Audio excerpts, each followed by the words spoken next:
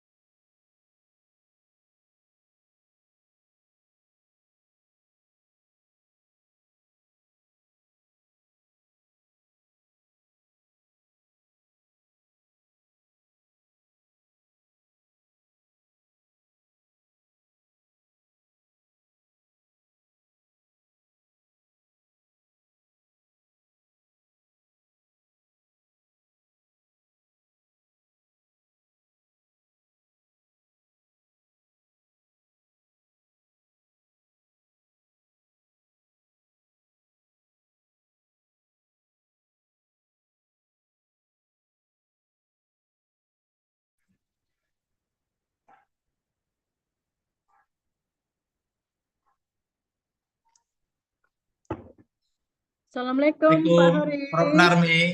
Sehat, Bu? Alhamdulillah sehat. Bapak makin sehat ya. Alhamdulillah, sama ya, Bu ya. Iya. Kelihatannya belum dimulai ini Pak Haris. Iya, Prof. Kita tunggu ya Pak Haris ya. Iya, Prof. Siap, Prof. Iya, Prof. Iya, ini nih kayaknya masih belum ini semua Pak Haris.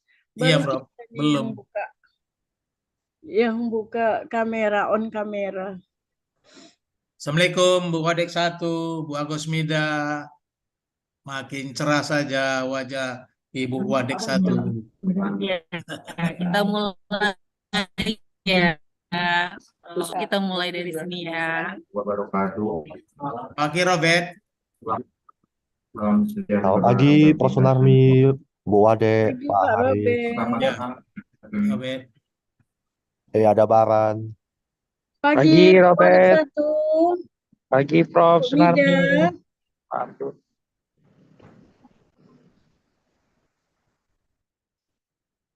Oh, ada Baran. Sehat Baran? Sehat Prof.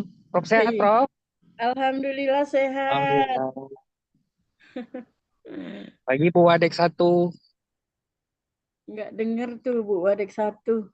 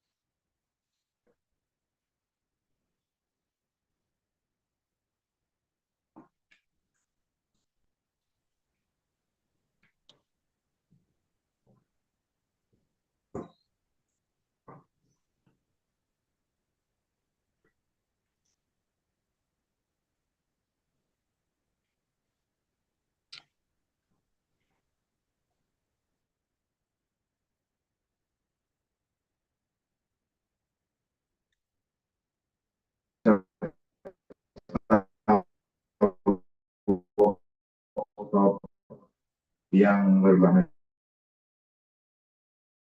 menumbuhkan rasa cinta tanah air. Marilah kita bangkit dan menyanyi bersama lagu kebangsaan Indonesia.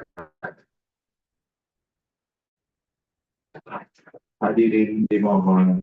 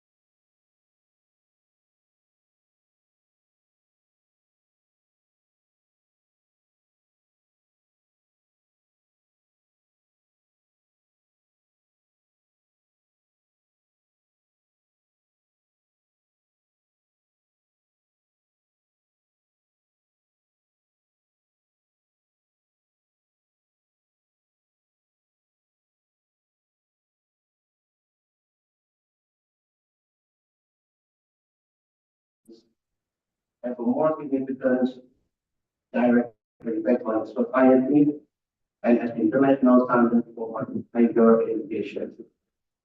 One of higher education main performance indicator is collaborative and participatory. Kelas kolaboratif dan kelas partisipatif. Ini lecture and encourage to implement problem-based learning. Problem-based learning and to develop students and the PBL model of university has become both national and international in recognized by university, researcher, and students as an advanced and efficient learning model. By closely mirroring with one scenario student practice, PBL can help with them engage and Bapak Ibu yang saya hormati, bahwa kita pahami salah satu daripada KPI atau indikator kinerja utama dari kita adalah berkenaan dengan kelas kolaboratif dan partisipatif. Dan beberapa waktu yang lalu dalam rapat kerja pimpinan universitas setelah dievaluasi, memang indikator kelas kolaboratif dan partisipatif kita masih terbilang kurang memuaskan, ya. Nah, itu artinya bahwa sebagian besar dari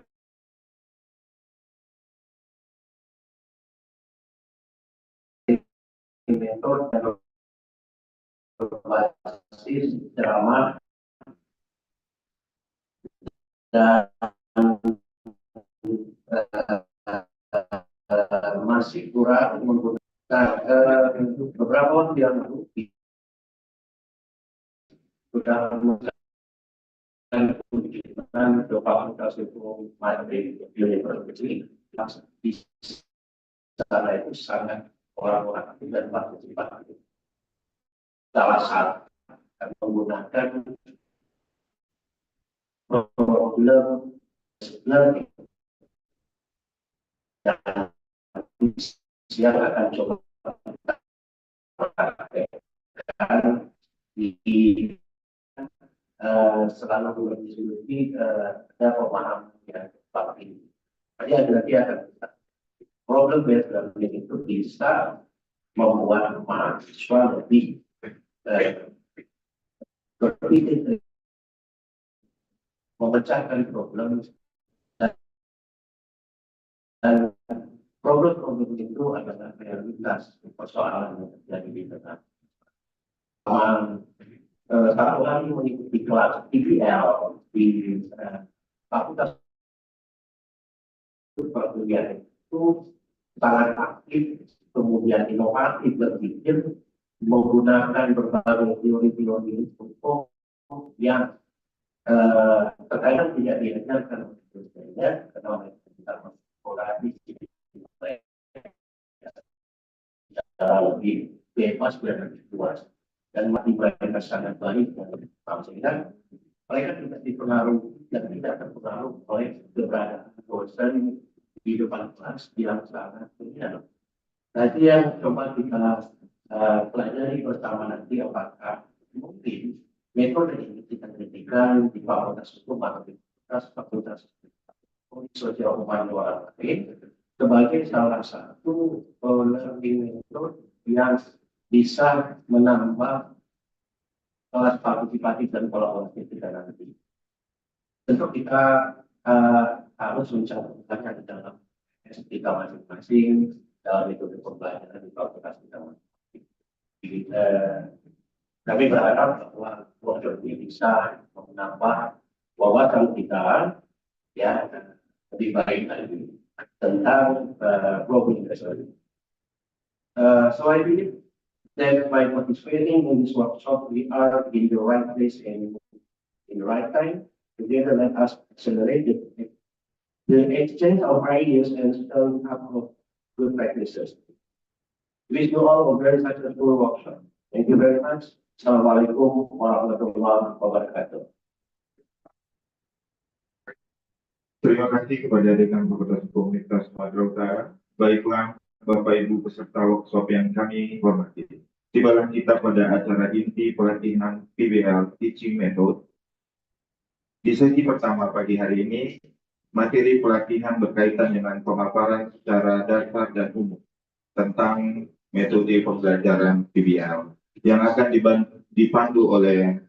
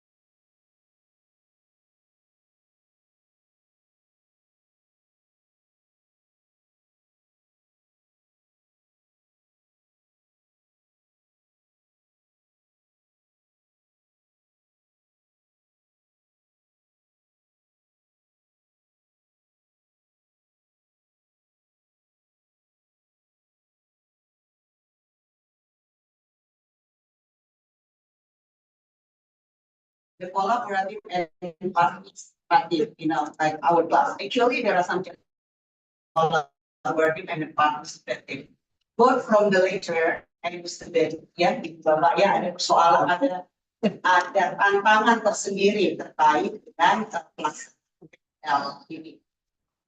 Jadi di catatan saya, for example, the lecturer, most of the class and for 50 students. Jadi kita punya kelas untuk 50 mahasiswa satu kelas.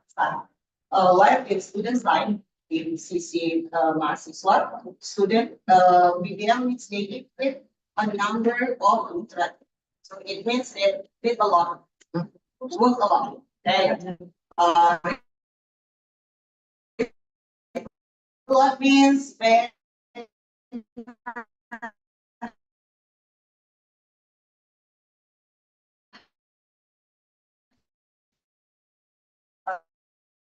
much time, but again, Kecepatan. Dr. Sasa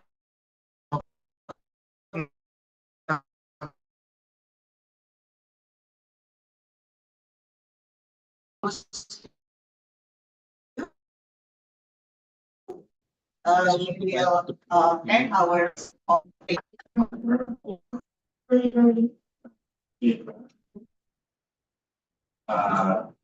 director was this morning to America, the other languages. Welcome to be here and invite you. It's a great pleasure to be here and a great honor to be able to share. About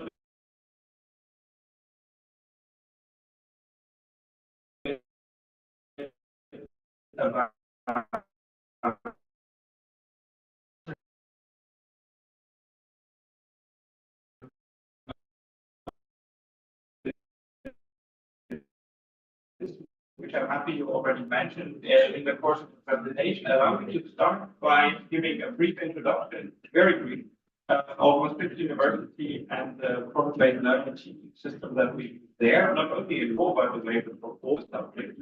Why I'm happy we have lecturers from different disciplines here today, and which we have been using for, just to give you a picture of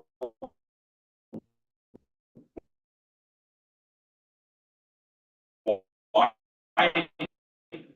it should be when it comes to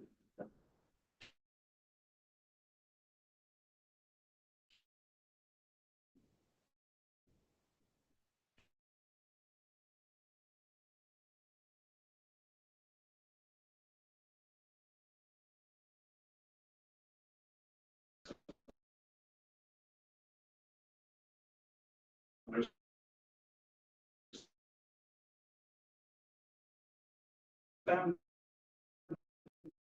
If I don't understand,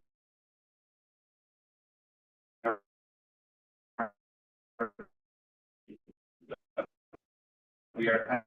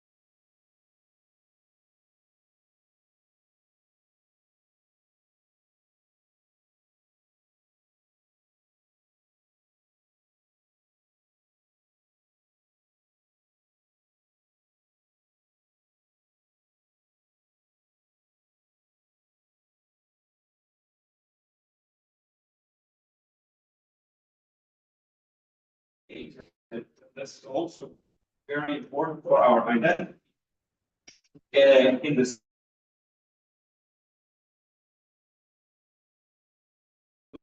Limburg and with that makes it a very international university. more than 70 nationalities represented among our students.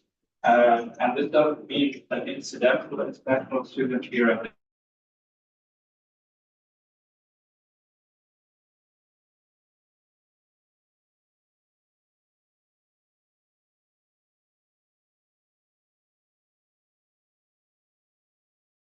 problem-based learning system, because the problem-based learning system is self-directed and tries to depart a little bit from a one-fits-all. So students come with different approaches that they're different knowledge that they already have from their school education, different backgrounds, different communication styles as well.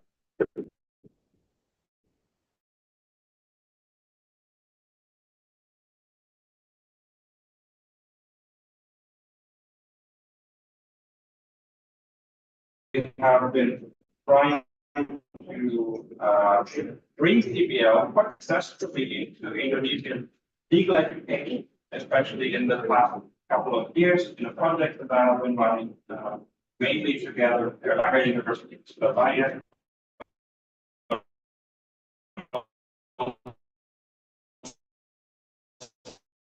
Other partners, but there are great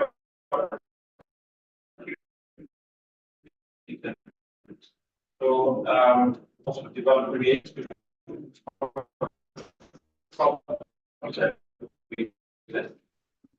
our experience with that I must say that in my class. Maastricht University with the slide.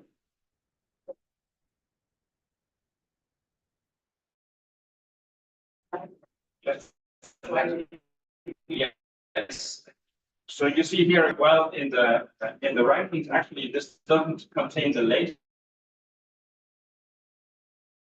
faculty and law faculty administration. This year in the Times Higher Education ranking, law ranked number 19 in the world. We are in good company next to the Ivy League and the Oxbridges. Our legal education is valued. So much just for rankings. I'm not a big fan of ranking, but it's good to at least get these results. Know that we're on a good path with our education. Now, the next slide, please. What is PBL? This one is. So PBL is useful in connection also with the goals that the Indonesian Ministry of Education has set. It is not only a teaching method that have proven successful in delivering good learning results. It also ties in with some of the other goals, maybe the development of skills, the development of professionalism, the development work well in a professional career after it. So this is not only useful to create good learning results or to be fashionable innovation for innovation's sake, but we really see from the employers, feedback that we get from the employers of our graduates, that the problem-based learning system delivers a different kind of graduates that come with PBL. So it is problem-based, as the word says. I'm going to show you later what was concretely. It is student-centered. That is very important. So the student is central figure in the learning process, not so much the tutor or the lecturer, which is not important. Going to say something about this. It is student-driven.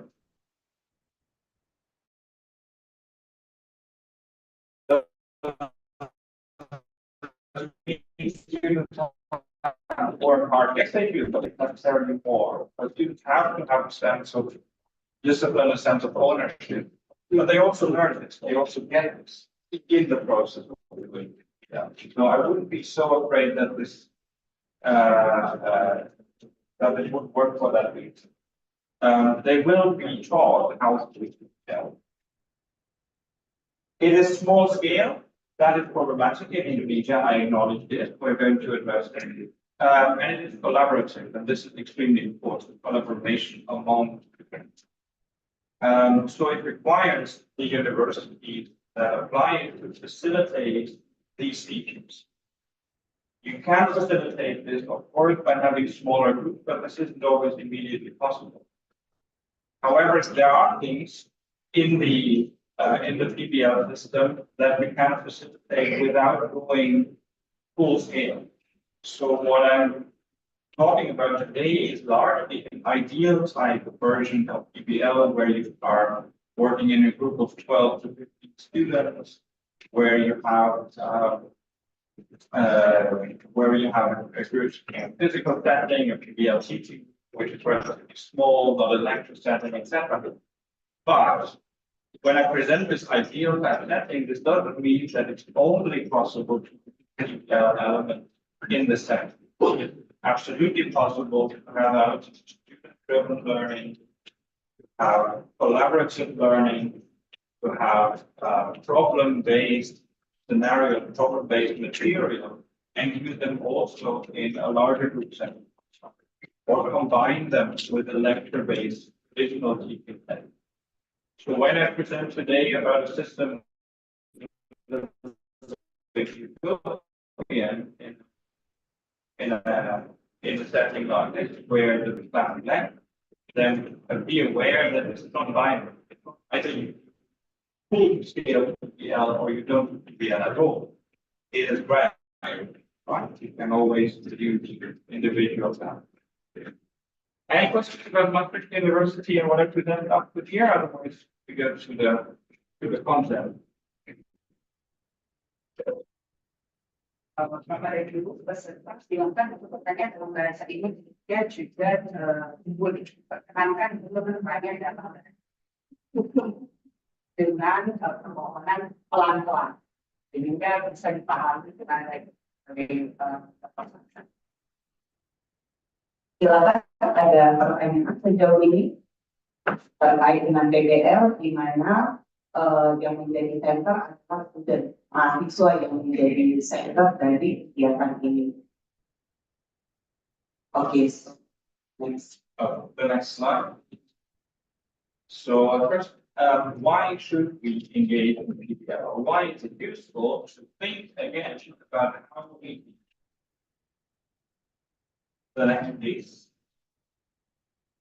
Now, starting in the 70s, 60s, 70s, in different parts of the world, education science has shown that it is worth thinking about the methods of instruction. Because, as you see here in this diagram, which is a little bit of an idealized version of recent results, but it is sort of accurate. There are different types of methods of instruction which deliver different levels of knowledge retention or learning effect. And something that is a little bit scary or working in this pyramid is that we see that the classic methods of instruction, so lecture setting, for example, where the students are, for the most part, relatively to the knowledge. There is somebody who is knowledgeable, a professor, a lecturer, sitting on a podium or standing on a podium, delivering their talk, and students are supposed to memorize. There are two problems. One problem is represented here, that the memorization effect, the knowledge retention effect with this method is relatively low. The second, and I think more important problem, is that even if you are a student who can memorize very well lectures or what the lecturers are saying, reproduce the knowledge obtained in this way, that doesn't mean that you will be able to apply it, that you will be able to think creatively. Imagine a lot who is a very good memorizer, who's a very good listener, very attentive, and who memorizes everything a knowledgeable professor is saying about because I be a professor of military projects. Later in the professional career, they're confronted with a property disorder, and they have the knowledge that they obtain, but what they have never learned is to work with it. Because clients in professional practice don't come to you with an exam question, they come to you with a story of real life. And something that's like stories into concrete legal questions. And this is something the lecture will not teach, even if you are one of the lucky students who have a very good memory, you can retain the knowledge from this. We see similar problems with classic reading, which of course doesn't mean that reading is not important. It just means that reading alone will not be a big buildup of knowledge. Audiovisual, there's a little bit better demonstration with the chemistry professor on the podium doing an experiment and demonstrating, or also the law professor demonstrating how an argument is formulated, etc. Everything where the student retains a passive role. So whenever the student listens, reads, sees and hears, or is being shown something, but they themselves remain passive, does not deliver the most desirable learning outcome. Where it becomes really interesting is the moment that students, while they are still students, so not only engaged in professional life, but while they are still students, become active themselves. How do students become active themselves? By doing so. For the law students, this means actually thinking about cases. How will I solve the case? What knowledge do I need to solve this case? Discovering my gaps. What information am I missing? What's the problem here in the first place?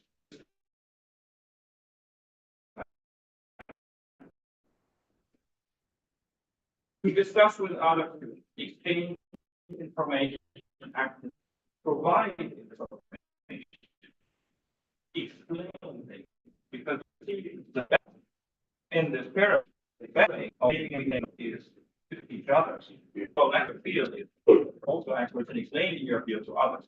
And we all know as lecturers that this is what makes us more aware of the technology of our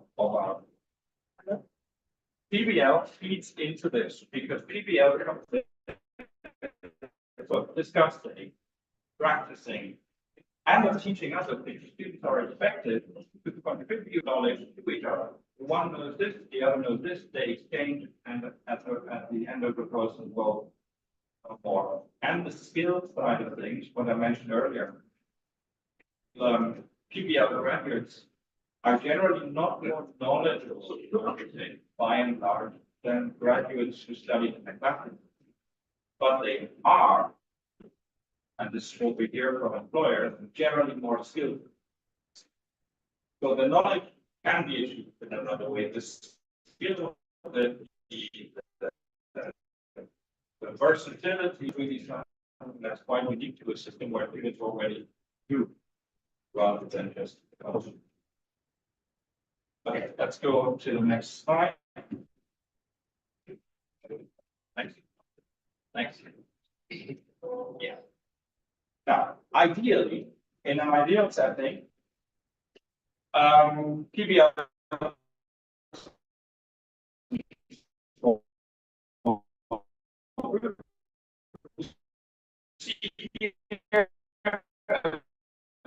take this.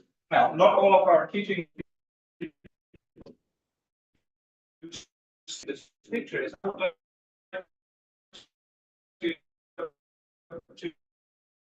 know from you. What do you think?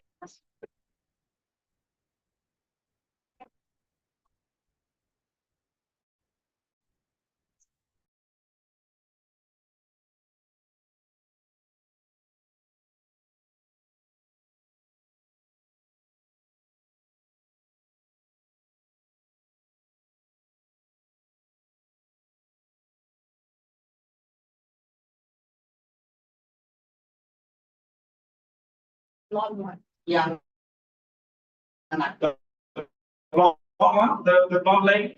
Yeah. All right, somebody else thinks, sangat dan penuh sebenarnya.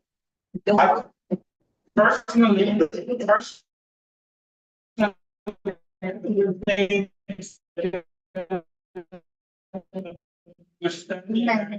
sure.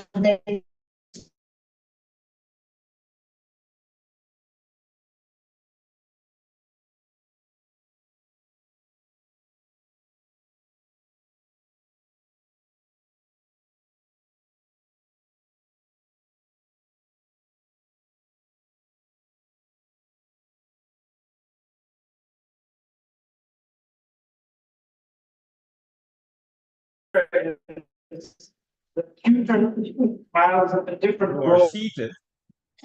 And the tutor has a sort of godfatherly role, stepping in with their knowledge the moment that the discussion goes off track, but otherwise taking a step back, which does not mean that the tutor in a PBL system is unimportant. Actually, I would say the expertise of the tutor and the lecturer is very important, perhaps even more difficult of a role than in the classic system, because in the classic system, when you're a lecturer, you're in full control. Here you have your materials prepared, you read out your lecture, and then you leave again.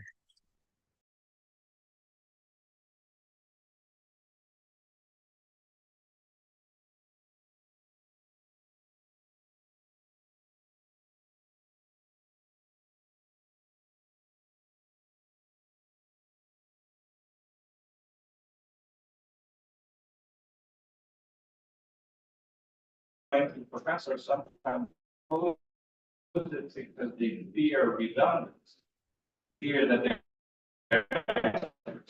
people no longer be in demand. That is what you need somebody who's really an expert to be able to stay on top of such discussion. That's just a side one. PBL works according to, it's not just free discussion, it's not just people sitting around table talking. It has a system too. Let's have a look at the system.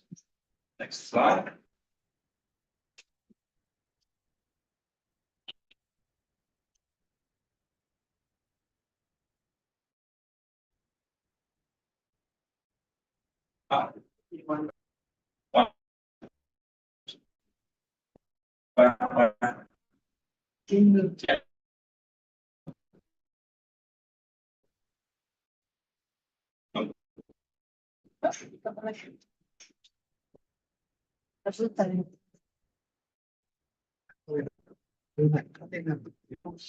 Yes. So in principle, we can distinguish a couple of cases or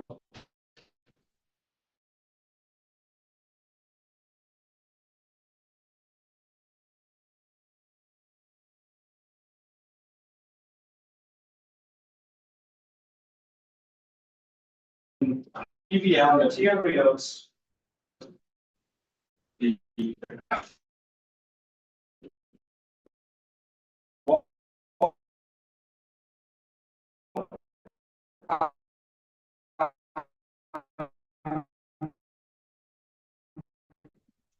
In the form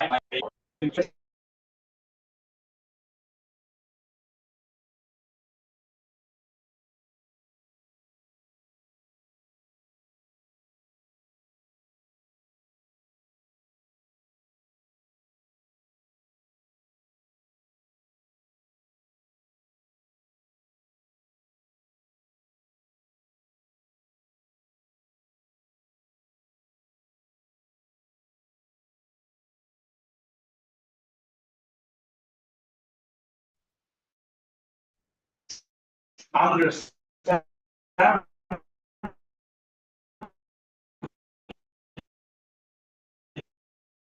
what I invent purpose. The second, when we know what the problem is, we have identified the problem. The second phase is what we call the brainstorming and analysis phase, where once we know what the legal question is, students identify what knowledge they already maybe we can already solve part of it. Maybe we can also already answer some of the questions that we have identified.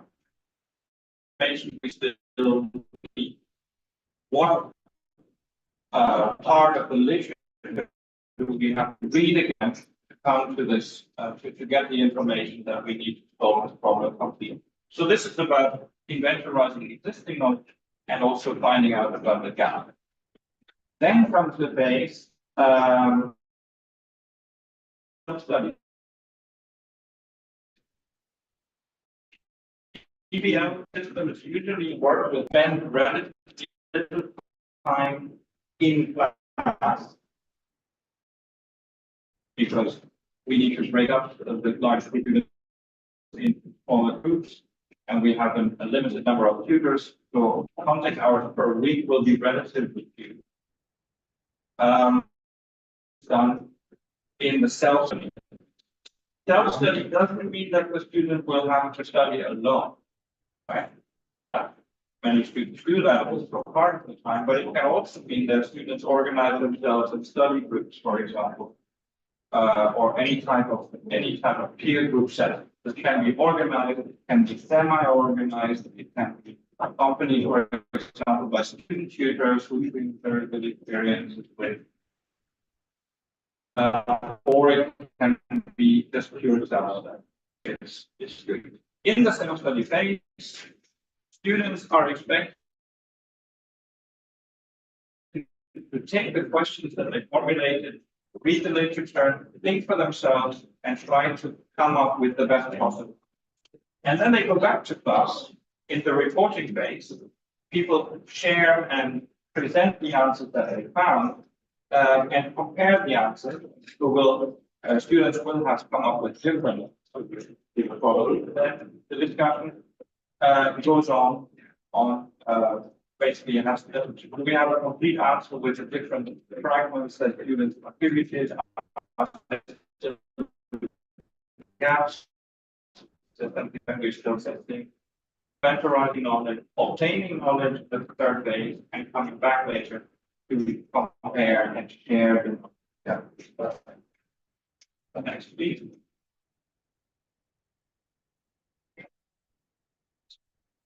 In this way, of course, the system is based on cases, on problems. It has a main characteristic, it has the small groups, but elements of this, again, can be done in the larger group.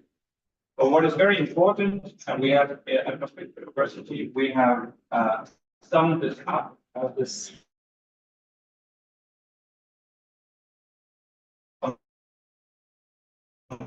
technical, collaborative, and self-directed. Constructed because students build these cases that we're using are taken from real life, or at least they are life. Collaborative because students have to work together in order to come to a solution.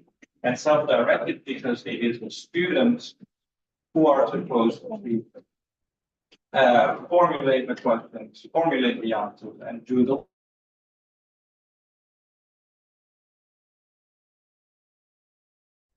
so it's interactive. The tutor is reactive rather than proactive.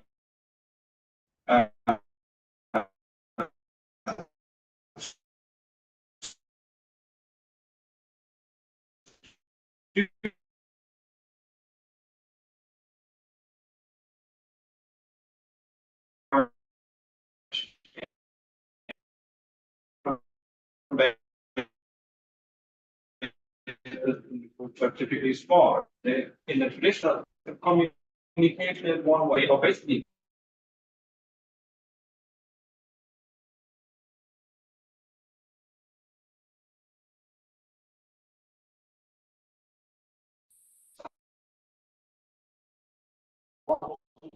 tell you what not to tell you and how to act. It doesn't mean that the tutor is passive, and it doesn't mean that the tutor could just as well take themselves back.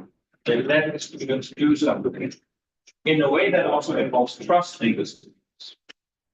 which is quite important. This afternoon, I have the pleasure, I already look forward to it, to do a mock session with some students, and we see how that goes over here. But I've done this important. Students are active in class, that can take a while. Your students are not used to it. So maybe they are not active in the first 5 minutes.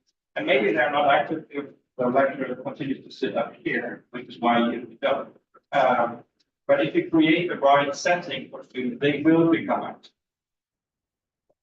And of course, there is no homework control in the sense that, you know, students have to deliver a specific type of product and the lecturer signs off on it and either gives the point or not.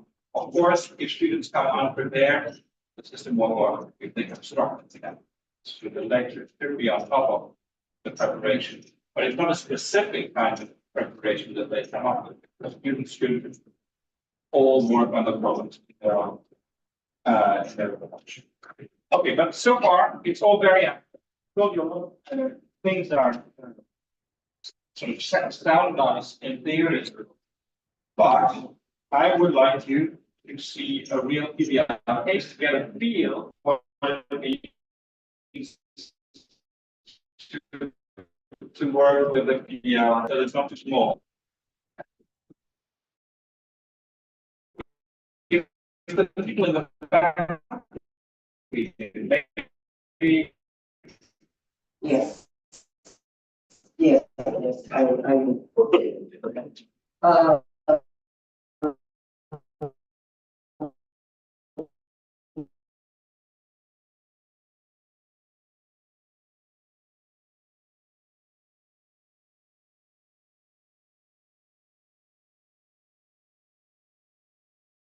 Umum di radio sosialisasikan TNI dan Polri akan membantu masyarakat dengan kegiatan angkutan berupa Pak Polisi yang sedang melakukan pemeriksaan memberhentikan Cinta. Dia menggunakan motor tanpa SIM. Ceritanya seperti ini. Umur saya 15 tahun. Cinta. Ini translator bahasa Inggris dipakai pendidikan. Dia mengendarai motor tanpa SIM. Ceritanya seperti ini. Umur saya 15 tahun. Saya ada ujian penting pagi ini. Akibat membuat saya tidak mungkin tiba di sekolah tepat waktu. Ayahku sudah berangkat jam 5 pagi. Dan ibu di rumah sakit menunggu adik yang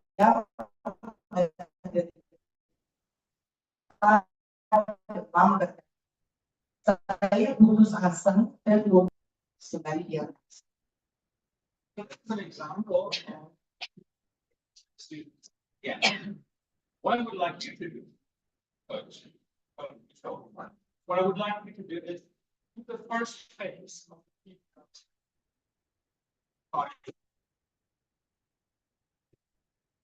so feel free to discuss about yourself and to identify some of the differences.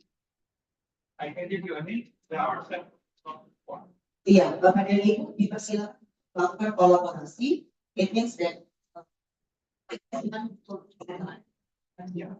yeah. So just Yeah. give your ideas, brainstorm. What's the problem? ya, Bapak dan Ibu dipersilakan kalau berpindah kepada berbeda, akan bertanya siapa kesalahan hukumnya, kesalahan hukum dari cerita ini. Silakan berdiskusi. Kira-kira apa nih yang menjadi masalah?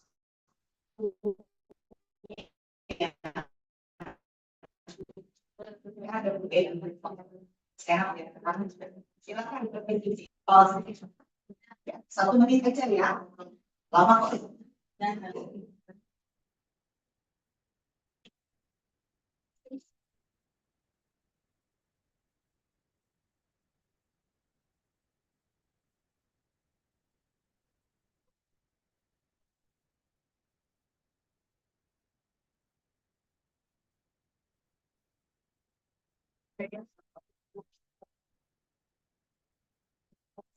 Oke, Bapak Dani, silakan. Jika sudah ada, boleh angkat tangan. Bu Dr. Marlina, silakan berdiri. Terima kasih. Isunya yang pertama tidak mengendarai sepeda motor tanpa SIM. Yang kedua, mengambil sepeda motor untuk saudara tanpa SIM. Kemudian yang ketiga, pengecualian jalan ketika menjadi tanpa berhenti. Okay, so the first information is driving the bike without driver license. So that's the first one. And the second is riding the bike with is not belong to the family. And the second is the crossing street without announcement.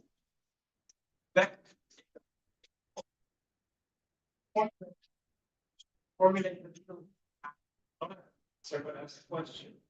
Because she rides the bike without the license, she's too young to even have it. And she's riding a bike that doesn't belong to her. This is all from the kid. But what would be the legal issue behind it? She also gives a lot of reasons why she thinks she could do this bike. So can there be one problem with regard to these things, can there be justification for them?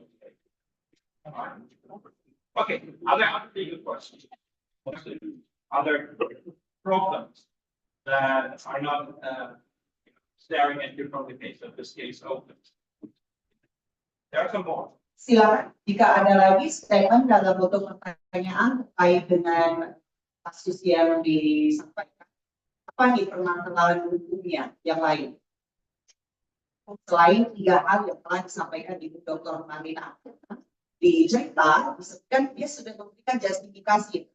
Apa dia belum punya SIM, apa dia harus membawa, apa yang sudah dijawabnya. Mungkin ada pertanyaan yang lainnya.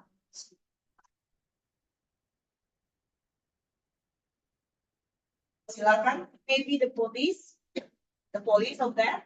Okay, what's the question? What the question is, why the police making it more difficult? Okay, so, and is the police allowed to do that? Yeah. Okay, good question. Yeah. Okay. Bagaimana tanggung jawab mungkin pemerintah di sini atas mogok itu, karena kan akan mempengaruhi seluruh aktivitas orang yang jadi tanggung jawab pemerintah di mana. Where's the responsibility of the government to this situation? Okay. Yes. What is the responsibility of the government? Or maybe a little bit narrower, for example, the strike that is happening. Is this is this a legal action, or is there some legal sort of having this strike? So, you already see we are venturing into different areas of the law already. Yeah? So we are coming something. We are venturing into something that has to do with law enforcement. So the actions of the police, are they within their rights to do that? You see, I try to formulate all of these as questions because when you're self-study things and try to find the right answers. At a very basic level, when you raise your points, you were already, because you're a lecturer, you were already one step ahead because you know what the right age is to have a license. But for the student in the first year, that might be one of the preconditions for getting a driving license. How did you get one?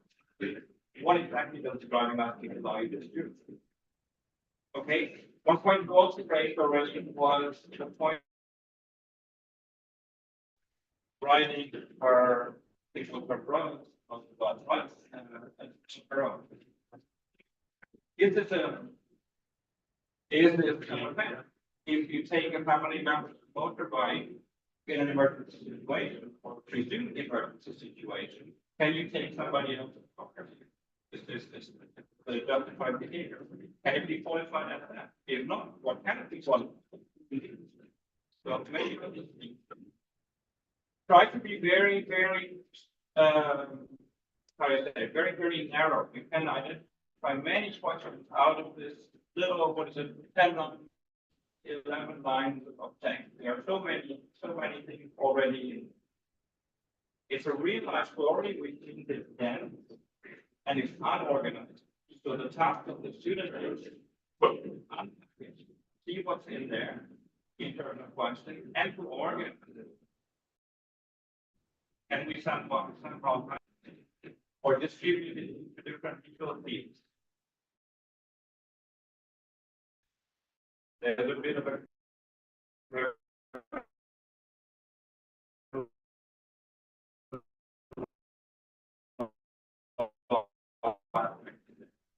there's a bit of infidelity that we provide to have you didn't even talk about that yet. So, right? So there's even more in it. 11 text, so many. This is how.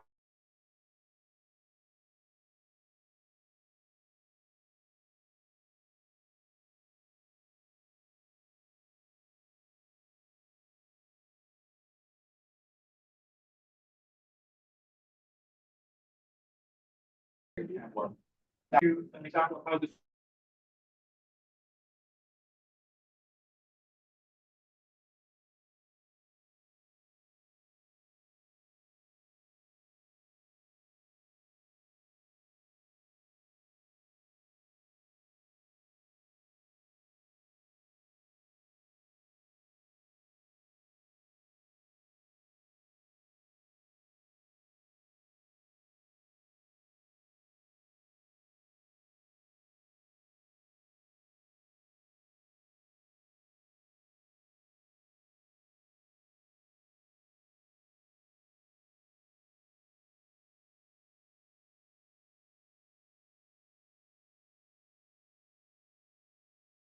always work for all students, but it often helps.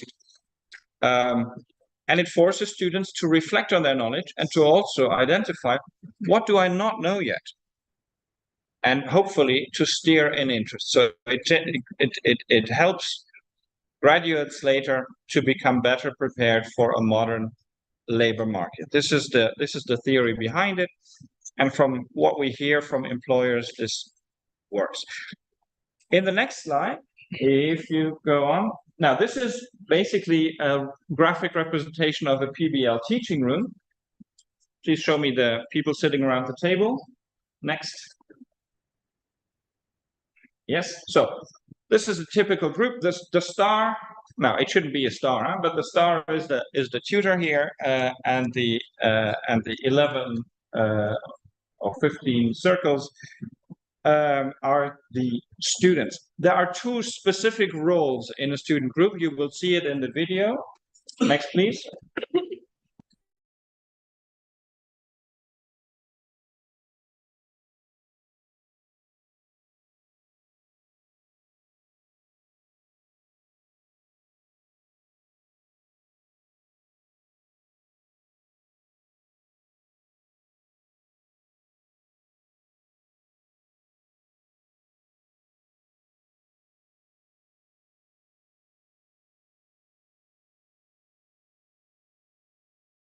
And the blue dots that will appear. Next slide. No, not next. Roles that are basically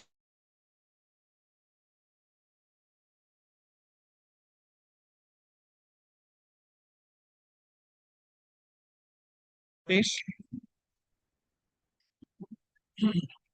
Yes. So you have the normal participants, whose role it is to contribute information, to formulate learning goals, to participate in the brainstorming, and to find an answer, to find answers to problems. You have the discussion leader, whose specific role it is to set the agenda and to lead the discussion, distribute the word, make sure that people let each other finish, and make sure that people don't clash too much. And also make sure that everybody participates, including the more shy students. You have the note taker who documents the process, the discussion, and who helps to keep track of the information that everybody finds. And then you have the tutor who manages the groups. So as long as the group works well, the tutor doesn't have to do very much, but the tutor always has to listen and stay on top of the discussion. They observe. If the discussion ventures too much off topic, they can also steer. So they can say, listen, did you think of this aspect? None of you mentioned what happens to the exam of the case. So the tutor might interject with a question. Don't you want to think about this as well? Not by giving the answer, but by, nudging the group into a certain direction. And the tutor can, of course, also answer questions, but not too early. Students are supposed to find answers themselves, but if students really don't understand something, they can also deliver a little bit of explanation and help the students along. And how about the time managing? I mean that because we have one credit is 50 minutes. Yeah, in principle, time management is typically something that the discussion leaders should do, but discussion leading is a skill. Many students are not good at it, at least not when they try it the first time. So the tutor can sometimes help a little bit. When Wuningrum and her colleagues were at Maastricht observing our classes, I think they saw some classes where discussion leaders work well, and some classes, because it was a first year, they had never done it before, the students, it was new to them. Some classes where they had natural talent as a discussion leader, and some classes where the tutor had to steer and intervene some more. So this can happen. It's not static and it's not extremely strange. This is an ideal time, and we can take what is useful out of this. Okay, I would say, since time is also running a little bit, let's see how the students do it in a PBL group. Would you be able to switch to the video, please? And you will see that they work with the same case that I just presented to you.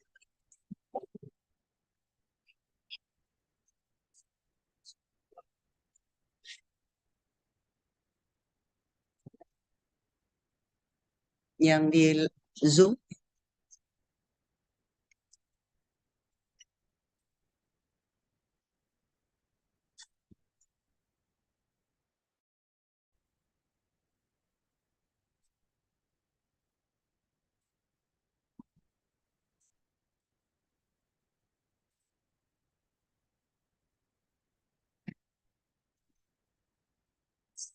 Di dalam kelompok kecil group, mendiskusikan masalah dengan teman-temanmu. Temui materi pembelajaran lebih baik, yaitu untuk mengetahui, aplikasikannya praktek, dan untuk mendapatkan gambaran per internet.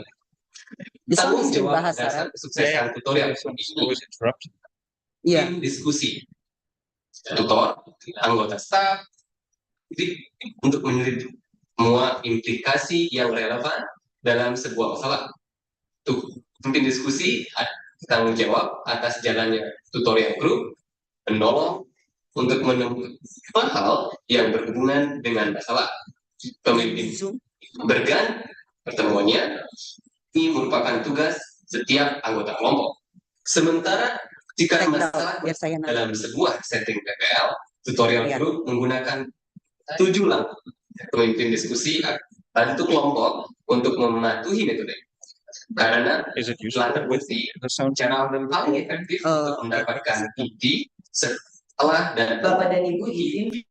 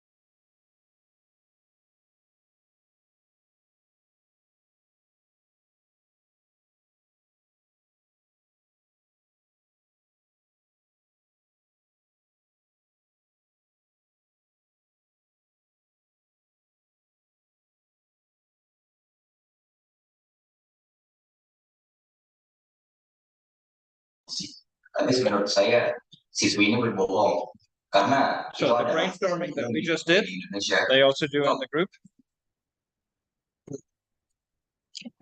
Dapat dilihat tadi saat ibu bapak sudah mulai berdiskusi seperti yang terlihat di video. Jadi bilang karena kalau kita lihat ujian siswi ini kan di pagi hari, sementara polisi ini menilangnya di siang hari. Tapi mungkin kita perlu baca lebih lanjut dari latar belakang terjadinya permasalahan ini. Di sini dikatakan bahwa siswi tersebut akan menghadapi ujian, yang berarti ini di pagi hari. Mungkin saja ini kejadian yang nyata di mana siswi yang berangkat ujian, namun dia harus di-stop polisi karena ada pelanggaran yang dilakukan. Tapi kalau menurut pemahaman saya sependapat dengan Edwin, karena saya juga memahaminya bahwa kejadian penangkapan ini adalah sore hari, sehingga siswi tersebut tidak seharusnya menggunakan alasan ujian yang terjadinya pagi untuk melakukan pelanggaran lalu lintas dengan mengendarai sepeda motor tanpa memiliki SIM. Tapi menurut saya jika membaca persoalannya ini yang terjadi di pagi hari, dan ini bisa menjadi alasan yang benar untuk siswi tersebut. Terjadi penangkapan sore hari, bukan pagi hari. Kalau saya membaca dari kasus yang ada, menarik sekali. Jadi ada 2 orang yang mengira bahwa ini terjadi sore hari dan dua orang yang mengira ini terjadi pagi hari.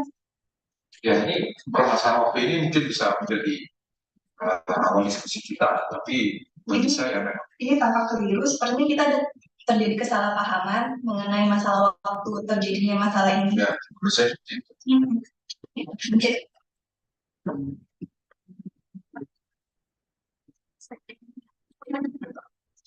Jangan lupa langkah pertama, kelompok seharusnya setuju tentang interpretasi masalah.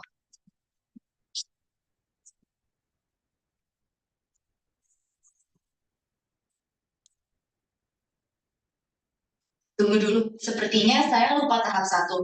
Mungkin ada baiknya kita melihat masalahnya kembali dan untuk mengerti makna dari teks tersebut. Jadi kita bisa mendefinisikan persoalan. Ya, jadi supaya semuanya bisa mengerti makna dari teks ini. Ya, pendapat saya Matikan dan Reto cukup benar bahwa tilang ini terjadi di pagi hari. Karena menurut saya juga diskusinya akan jauh lebih menarik kalau kita mengasumsikan siswi ini ditilang di pagi hari. Baiklah, kalau begitu kita semua sudah setuju. Kalau begitu kita bisa lanjut untuk mendefinisikan persoalan. Jadi permasalahan apa yang bisa muncul dari masalah ini? Kalau menurut saya salah satu permasalahan yang bisa kita bahas adalah apakah sebenarnya polisi ini tuh memiliki kewenangan untuk memberhentikan semua pengendara bermotor begitu saja, walaupun memang tujuannya adalah untuk memastikan mereka itu mematuhi peraturan lalu lintas atau tidak. Iya, mungkin selain itu masalah kedua yang bisa kita bahas adalah berapa sih biasanya denda yang didapatkan oleh seorang yang melanggar peraturan atau mengendarai kendaraan tanpa SIM. Oh iya, saya pernah baca di sebuah artikel untuk tahun 2020 We can make interrupt. Boleh dimatikan dulu. Oke,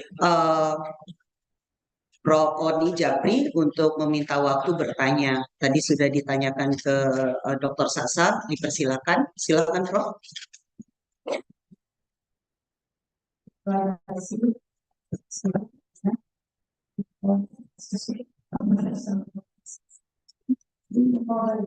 Good morning. Goedemorgen.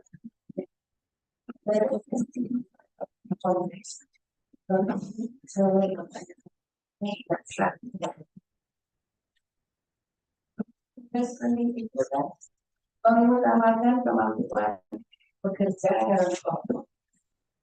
Butuh waktu yang tidak sedikit. Juga butuh atau dosen yang mampu mendorong kerja siswa dan dalam kelompok sekarang. Problem dan sudah tidak. Karena kendala komunikasi. Kurang pengalaman dosen dalam mengorganisasi kelas yang dinamis. atau ketidakmampuan siswa untuk bekerja dalam kelompok. Nah, ini bagaimana solusinya? Okay, so the question is about Second question. Prof, sebentar saya translate dulu pertanyaan pertama. In PBL, it needs the capacity not only the lecturer but also the students. Since the lecturer always face the problem about how they can conduct the class effectively, while the student, they do not know exactly what they can do. Yeah. So what should the lecturer do, and how we can manage the class effectively? Okay. The second question, what is the difference between with program-based learning with project-based learning? Okay. Thank you. Thank you very much for these questions. We see here in the video we have a situation without a tutor, or basically, or we imagine that we are the tutor. We sit on the other side. As long as the discussion is going, the tutor wouldn't intervene. But the question is very important.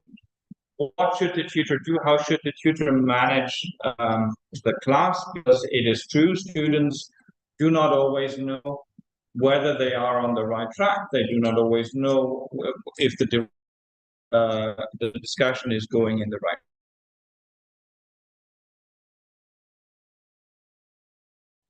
And it can be quite difficult. Tutors as well as students need to learn this.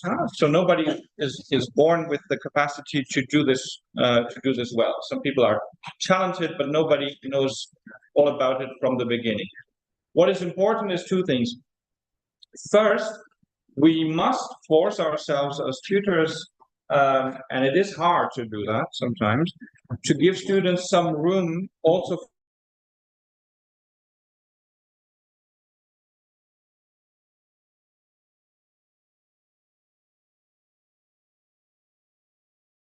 irrelevant. Some information that they come up with can be incomplete or false.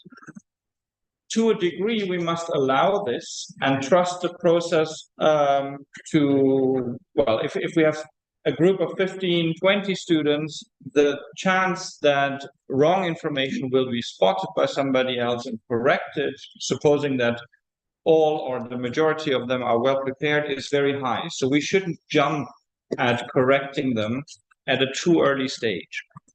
At the same time, the other side of the balance, the tutor must always follow the discussion and make note of anything that remains incomplete in the end. So when the reporting phase comes and the tutor notices that the students didn't find the answer or didn't find a complete answer to the problem, then the tutor must tell them.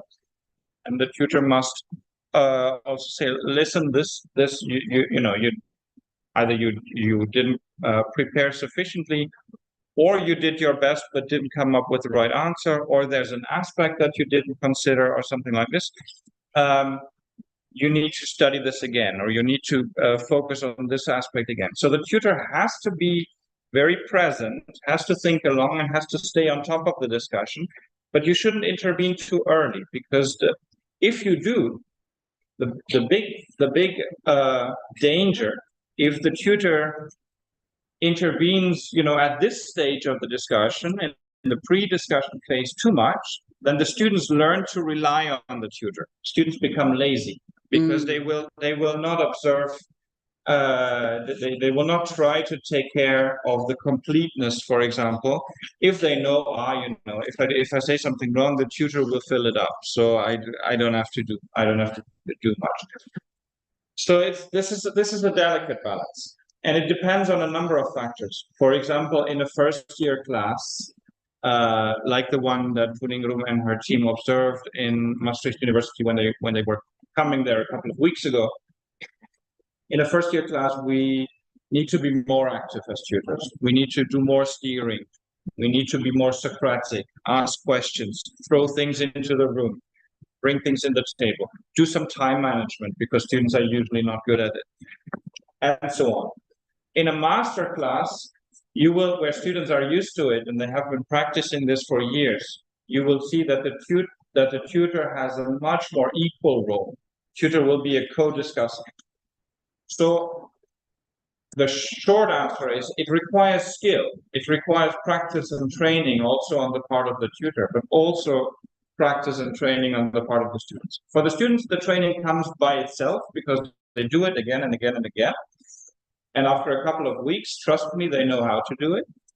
For the tutor, I think it requires some active restraint, because sometimes it's painful when you listen to the discussion and the discussion is kind of stupid because they go into the wrong direction. Also, you need to force yourself to stay back, but also to intervene at the right moment later. So very important, PBL does not say that the tutor can't do anything or that teachers should not teach, because it does not say that the expertise should be, kept away from the students.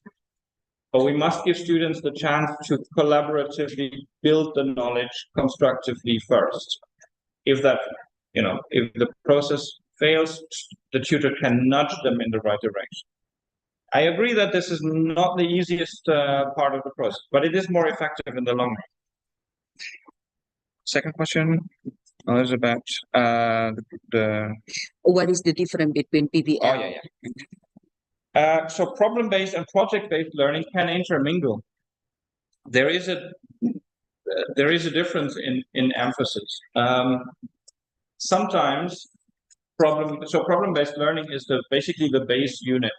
You can do basically 2 sessions, a pre-discussion session and a post-discussion session on the basis of this little case here, which we have. This is just an example. We can do it also subject-specific. You have little cases in constitutional law, in notary, in criminal law, whatever. Project-based learning takes level by, for example, using a large and complex case, which students can work on over the course of, let's say, typically in Indonesia, courses take 14 weeks. A two credit course takes 14 weeks. So you might have one bigger project, which falls into different work packages. And then the various weeks and sessions can all deal with aspects or sub-packages of the big case. So, for example, you can have a larger storyline in. So I'm a constitutional lawyer. So let's say we take a project where we simulate a parliamentary process to reform the electoral system, something like this. Or let's take in company law, let's have a situation where a company wants to transfer its seat from one country to another country. Now, in the latter example, there will be different work packages. For example, the company will have what to do with staff and the different labor regulations in the other country. What to do with all kinds of rules about mergers and acquisitions and seat transfers and so on. I'm not a company lawyer, so just making things up. These can be dealt with in separate sessions or along a time year, depending on what. So project-based learning and problem-based learning can go together. They can be basically complementary. I understand project-based as basically problem-based on a higher scale. This has an example advantage in the sense that it helps this longitudinal aspects of learning. When students enter professional life, not even only in law, also in other disciplines, they will also have to learn to work in these more complex connections and more complex cases. There are always many different aspects to a case. So if you have this big project rather than just a little PBL case, then you are working even closer to real life. My suggestion would be, but this is a personal opinion, that project-based learning can very easily build on problem-based learning, but you should do the problem-based learning first. Because if you throw a big project, a longitudinal project at students who have never learned to work independently or work actively in a group and have only been exposed to lectures so far, it would be very difficult for them to understand all the complexity of a bigger project. So I think the two are complementary.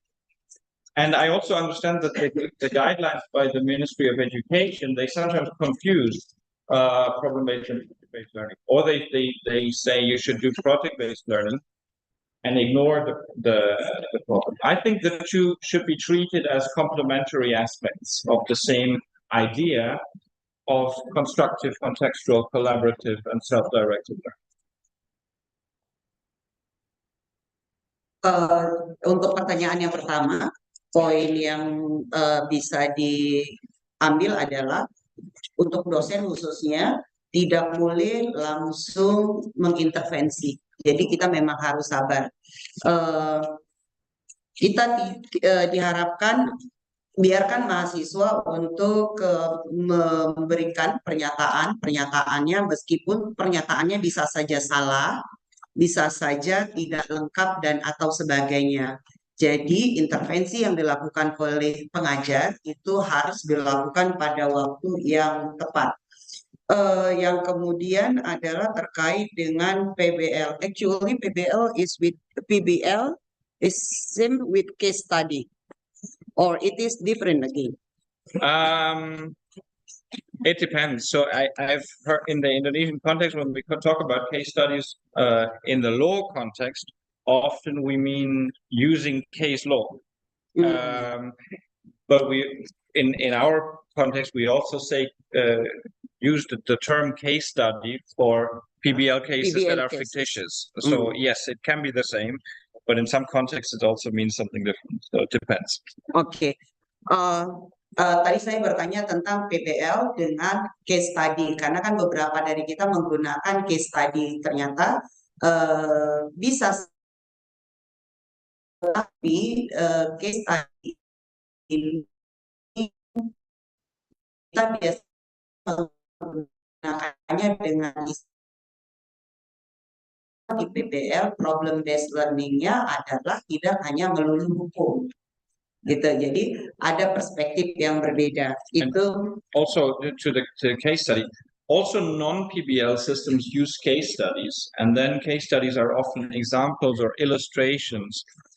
The difference here in PBL is about the method of how the case study is conducted, namely that students actively engage with the problem. For example, in a lecture, if I give a lecture in a traditional system, I can also use a case study. So I present an example of what I am saying. That doesn't make it PBL, right? PBL lives through the method. Yeah. Tetapi perbedaannya adalah di dalam case study dan PBL, kalau kita mengajar sebenarnya kita juga sudah memasukkan contoh-contoh hukum. Tetapi perbedaannya jadi metode yang berbeda di PBL dengan case study. Kalau di PBL seperti yang terlihat, jadi partisipasi dari mahasiswanya. Seperti itu. Kemudian terkait dengan PBL dan project based learning. PBL project itu adalah langkah berikutnya sesudah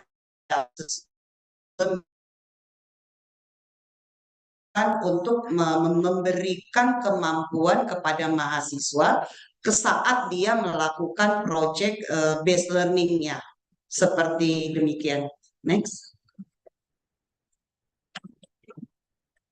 Prof, ada tambahan?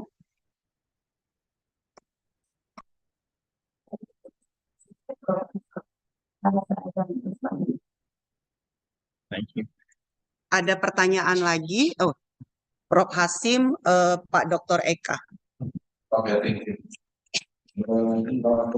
Waalaikumsalam warahmatullahi wabarakatuh. For your presentation, I want to ask you, so what the PBL method is in first semester or the second semester? We start from the beginning, from day one. Because one of my subject in faculty pengantar ilmu hukum. The students thinking about theory and not case, but I try to method for them. They are making not respond for it.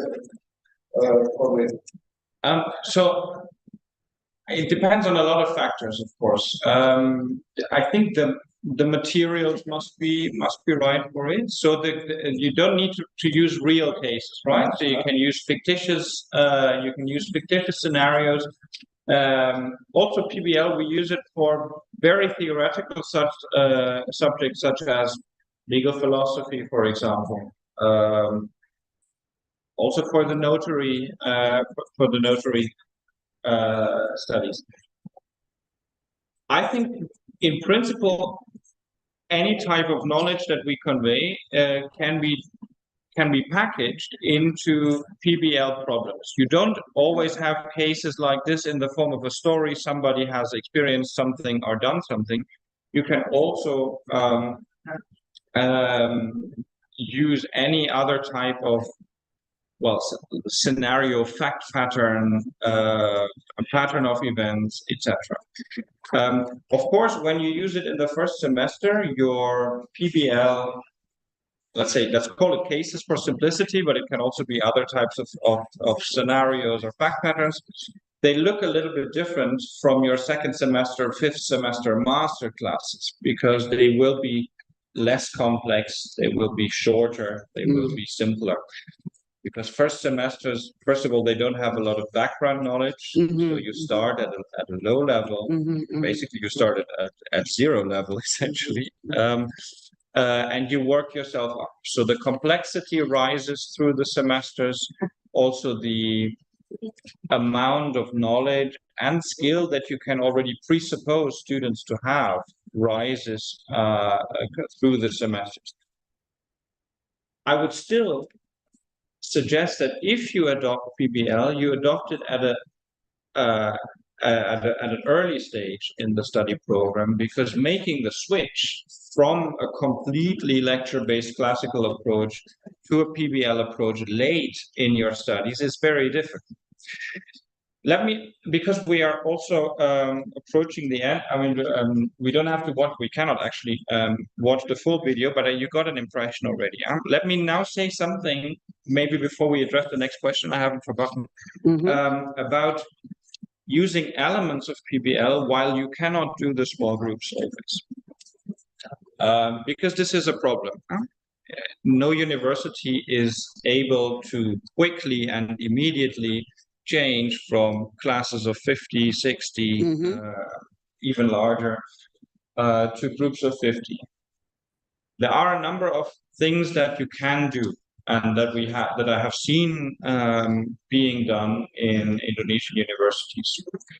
First of all, it is possible to do this exercise, the small group setting, incidentally, and to build it into a larger group. So, for example, what I've seen in the beginning of our project, also at UNER, is that also there you have classes of 50, 60 students, and they have 14 weeks, one session per week or so. So the first thing I believe that was done in the time is, out of these 14 large sessions, they selected two weeks where the large group was split up into smaller groups incidentally, so that the logistic effort is not so big that you need to do this every week for every class, etc., but that you try to build this into the system that you already have on an incidental basis.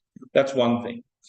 Second is, you can do this for individual courses. For example, for smaller courses or MBKM courses, which have a greater flexibility also when it comes to the content and to the scheduling and to the planning of the course. So there, it could be possible to teach in smaller groups on a more regular, more structured. One thing that Maastricht University does very, and I'm very convinced of it, for many years is to use student tutors. So students of higher years acting as tutors in a PBL session, especially a first semester course, because students who are master students, for example, will usually have sufficient knowledge, if they are good students, to be able to do this to take this godfatherly tutor role in a first semester PBL class. And they have the advantage that they are still relatively close to the student experience. So they don't have that much expertise like a professor does. And they are relatively close to the thinking process of the student. In our evaluations and also in the exam results of the students, we see, if any difference, that groups with student tutors often work better than groups with staff tutors. Of course, our student tutors are very, very, very strictly vetted and selected. So we don't just take any student. They have a rigorous selection process. They get training first. It's a big task for them. This could be done. What can also be done, even if you don't manage to do any discussion-based theme at all, because you don't have the space or the time or the capacity to break up large groups into small groups, is to change the material, to change the way in which knowledge is presented. For example, when I look at the syllabus for a course, you can have PBL-like problems like this, like in this example, but then adapted to the subject that you are teaching in your syllabus. And you can even have the individual students work on such problems even without the in-class group discussions. So what you can do, for example, is instruct students or even help them to form study groups and work on such cases or such problems, like in this example, as a form of homework, and then do some reporting. For example, you can break a class of 50 up into, I don't know, 10 groups of 5, and each group of 5 will have to prepare a very short presentation for the next time, which one of the group of 5 can give. So this is possible to integrate even in a large group setting. Why? Because, as I said, it's not binary. It's not either you do problem-based learning fully or you don't do it at all. The important thing is to introduce the constructive, contextual, collaborative, and self-directed into your curriculum somehow. If you do this by changing the way you lecture, for example, or adapting it a little bit, is also nice. So we have lectures too, of course, and I think lectures are very useful because professors have a lot of knowledge to share, and a good lecture works nicely. But also lectures can be more interactive. So lecturers can ask questions. I'm sure you do this, right? When you lecture, you ask students questions. Students can give their opinions. Students can somehow be more involved. So what is important, and if you call it PBL or something else, doesn't really matter, is to break up the one-way traffic that education is in some form. And if you introduce elements of PBL, that's fine. If you have the capacity to go a little bit further, or you have a course which you can experiment with, where you can implement it more fully, all the better. But everything that you can do is already a good start. So it's not all or nothing. And what we see at UNER, where we have been working on this for 4 years during our project, and now it's 1 year basically already since we ended the project. There are now courses, for example, one international law class, which is fully PBL. It has a fantastic course syllabus, and if I'm any judge, it probably works better PBL-wise in many respects than it does at my own university, because they really made the effort to transition this course over a period of years. So this is not something you can start doing tomorrow and do it to the fullest extent. But you can start doing it, and then over a couple of years or a stretch of time, develop the system further. Terima kasih, Dr. Sasha. Yang pasti adalah tadi Pak Sasha bilang filmnya bisa saja tidak diteruskan karena akan lebih baik untuk melakukan diskusi. Yang kemudian adalah di PBL untuk pertanyaannya Prof. Hasim, dari 14 sesi pembelajaran bisa saja Prof tidak perlu dilakukan keseluruhan, ambil saja dalam 2 sesi, jadi dari 14 pertemuan. Kenapa? Karena untuk memastikan kita melakukan PBL. Tidak perlu semua pertemuan kalau memang belum, karena dikarenakan waktu dan space. Jadi ruang ya yang tidak cukup. Jadi namun harus dipastikan kita tetap mencoba 2 dari 14. Akan lebih baik PBL ini dilakukan untuk metode MBKM hari ini. Itu menjadi catatan terutama untuk program magister. Kenapa? Karena program magister para mahasiswa tentunya sudah memiliki pengetahuan dibandingkan para mahasiswa yang S1, program S1. Sehingga akan sangat baik jika menggunakan PBL. Jika tidak punya waktu yang cukup dan space yang tidak cukup, bisa diubah dalam bentuk bahan. Jadi materinya. Saya pikir ini di bawah dari RPS yang kalau kita kan silabus modulnya, ya. Jadi tidak RPS-nya tetapi modulnya yang satu pertemuan per pertemuan gitu. Silabus sama dengan pertemuan. Jadi apa ya? Ada istilahnya ya, Bu? Sama dengan RPS. Ini namanya dasar rencana pembelajaran. Rencana pembelajarannya. Oke, jadi mungkin di situ yang akan diubah per pertemuannya sehingga PBL tetap bisa dilakukan dalam proses berjalannya perkuliahan. Okay. If I can give you two more examples, what we sometimes do in courses, also at lower years, and which I think is also suitable for a larger group to do, is to just incidentally or occasionally change the format of class into a more interactive one. For example, if you have an international law class which discusses a topic that is potentially controversial, what you can do is, as part of a lecture or instead of a lecture, organize something in the same time, in the same room, like a debate session. Split the group into 2 and assign roles.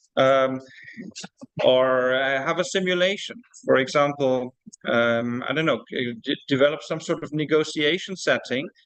And then as a preparation, students should develop arguments for the one side and the other side of the case. And then you can basically, as a lecturer, ask students, either in groups or individually, to present arguments. So a debate setting and a simulation game, something like this. This is very important because all of, as you see the pattern, all of these things that are proposed are different ways, different ideas to get students engaged more actively with the material. Because the one thing that we need to do to develop not just the knowledge that you can consume, but also the skill to work with the knowledge that we have, is to foster active engagement among students, because only this will lead to people who have a professional capacity when they graduate and not just a degree of knowledge. And it also helps the knowledge because research shows that knowledge retention is better this way. Bapak Ibu, silakan jika masih ada pertanyaan. Oh ya, Dr. Eka, mohon maaf. Silakan, Dr. Eka. Baik, terima kasih. Selamat siang, Prof. Sasa. Izinkan saya bertanya. Dari contoh yang diajukan, yang diperlihatkan kepada kami, contoh kasus ataupun contoh permasalahan yang di KPK adalah terkait dengan ketinggalan ujian. Nah, dari contoh ini sebenarnya saya coba melihat ada beberapa undang-undang sebenarnya yang ada bisa terkait dengan hal ini. Pertama terkait dengan kegiatan pokok kerja itu ada terkait dengan undang-undang pendidikan. Kemudian itu juga ada aturan terkait dengan penyampaian pendapat di muka umum. Ya, di situ juga mungkin di kasus di masalah ini juga ada kaitannya dengan penggunaan SIM, penggunaan kendaraan tanpa SIM itu tidak terkait dengan undang-undang lalu lintas. Ya, juga ada kemungkinan sepeda motor yang digunakan itu juga bukan milik keluarganya atau diambil dengan cara yang tidak sah. Atau itu juga mungkin bisa pidana. Nah, di sisi lain, Sinta ini juga punya hak untuk mendapatkan hak untuk menjalankan pendidikannya. Nah, kemudian diberikan haknya itu oleh Undang-Undang Dasar untuk mendapatkan pendidikannya, untuk melaksanakan pendidikannya. Nah, pertanyaan saya, kalau memang seperti kuasnya permasalahan ataupun undang-undang atau aturan yang terkait dengan masalah ini, maka sebelum sampai ke fase ini, ke PPL ini, apakah memang mahasiswa itu harus dipersiapkan terlebih dahulu dengan materi-materi yang cukup, sehingga mereka bisa memahami dengan baik masalah atau uji yang akan kita sampaikan di depan kelas nanti. Demikian, terima kasih. I think I have an idea what the question is, but I'm still waiting for the translation. Okay, the point is, should the students have enough knowledge about the situation, which could be show some loss, as we mentioned in the story at the PBL case. So it is not only it's concerning about the education right. It's about the labor right and others. So should we prepare the students? So yeah, in this case is already, even though it is short and small, it is already quite complex.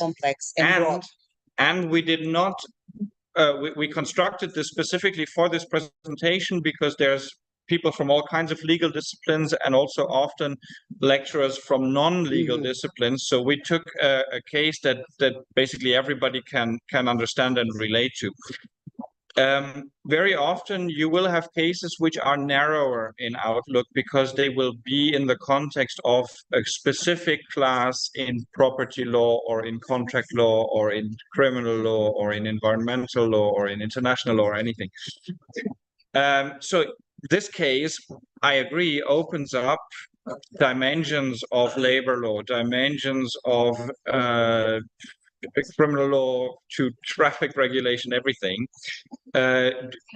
You will hardly ever have a class which is about all of these things at the same time. There are two ways. First is if you take this situation and let's say you integrate it in a class that deals with primarily criminal law, now then you can focus on the criminal law aspect of the case. You wouldn't expect students to also research, the labor law aspect about the strike or the law enforcement about the police's reaction but ideally, you reason when you make PBL scenarios. We have a whole training session, by the way, in the training program that we do about case construction, because writing these cases is a skill in itself. What you do is you reason from the law that you want students to understand, right? So let's say you are, what is your field, sir? Criminal law. Criminal law. Okay, I'm not a criminal lawyer, but let's say we want in a first semester we want students to learn the elements of a certain criminal offense. So, for example, in Dutch law and probably in Indonesian law, it's similar. The elements of theft are you take something away from another, you do so with the intention of unlawfully gaining possession of that thing, right? So not only do I have to take something from somebody else, I also have to do it in order to take it for myself and with the intention to do so unlawfully. So it will not be theft if, for example, I assume the thing is mine. And so the mens rea would be missing, right? And I don't know, I also do not commit theft if I take something from another, but it doesn't belong, but it already belongs to me. That's repossession, for example. So what you can do in this situation, so the goal is to make students understand the elements of theft, is to have to construct little cases in which these elements are contentious. So I remember from my own first year criminal law class, which was also a PBL class, and since we are in the Netherlands, it's always about bicycles. So somebody buys a bicycle from somebody. They just buy it, not knowing that the bicycle was stolen from somebody else. And then the other person who it was stolen from, the original owner, sees it in the street and takes it back. Has any of them committed theft? Would be one of the typical questions. So you just tell the story, and then students have a discussion like this, and they come up, okay, what is possession in the first place? What is the difference between ownership and possession? When is something theft? What elements do we need to have fulfilled? What is the law behind this? And how do we test it? So you reason from the law that you want students to understand to the case that you are constructing. In a first semester, you would make very short and very simple cases, and you extrapolate from there. And only in very rare circumstances, other than giving a demonstration like today, will you come up with cases that have 10 possible dimensions. You can, in a masterclass or in a project-based learning setting, you can have a long case which has all of these aspects, but then you don't deal with all of them in the same day. You break them up into packages. Does that answer your question, sir? Okay. Iya, silakan Bu Eli dan kemudian Prof. Ningro. Silakan Bu. Thank you, Dr. Susan. Perhaps the most challenging problem in USU is about the the total number of the students in the class. Here around 50 up to 70 students in the class. We got two classes for this problem to apply this problem of problem-based learning. Is it possible if we skip discussion phase? I mean, it is done as asynchronous activities, and we meet the students in the reporting space for synchronous activity to overcome that problem? Yes and no. It's possible to do that because doing part of the process is already better than not doing the process at all, because students will still think about the problem more actively. And no, because they miss out on part of the skill, because probably one of the most fundamental things that PBL teaches students, which lecturing doesn't teach students, is to discern a legal issue from a case. If you take that away from them by already telling them what the problem is, they don't learn this. So yes, it is useful to do this for what it still is, but it takes away one of the things. I would do something else if we do this in a large group. Give them a problem, but relegate the identification of the problem to an asynchronous phase. So you make a little case, you put it in your syllabus, and you make the inventorization of legal issues a first part of, like, let's say the homework in 1 week, and then students report on what the question is, not the answers yet, just what the question is. You discuss this in the large group, you come up with a standard variant. So some student might think, okay, the questions is this, A, B, and C. Some other things, the question is this, D, E, and F. You make you come to a synthesis of this, and then for the second week, the homework becomes to answer the questions. So you can all have this in a large group. It's not something that you do every week, I guess. It is not something because it costs time. Of course, I understand this. But I think this is better than just cutting out one of the phases of the PBL, because then you would lose out on that particular skill. The same question from the Zoom also. Is it possible? Yeah. So as I said before, this is the biggest challenge. I agree. And it will be so that in a large class, you can never do this, what we saw in the video. You can never have, a discussion leader and a couple of students sitting around the table to come to a conclusion, unless you do this outside of the class setting. What you can always do, even in a class of 50, is, for a project or a homework phase, let's say, break the group up into 10 subgroups and ask them to perform this on their own. This will leave them alone. They won't have a tutor in the room to steer the discussion. They won't have any help. So it will yield not ideal results. It is just a beginning. Rather, I think, especially in lower semesters, more effective is what they did at UNER at the beginning, to have, let's say you have a class with 14 sessions to organize on 2 of these days. So in 14 weeks, you have 2 weeks where you try to really have the small groups with some more tutors active on that day, or with experienced students acting as tutors on that day, to just bring the system a little bit, a little bit into your regular teaching process.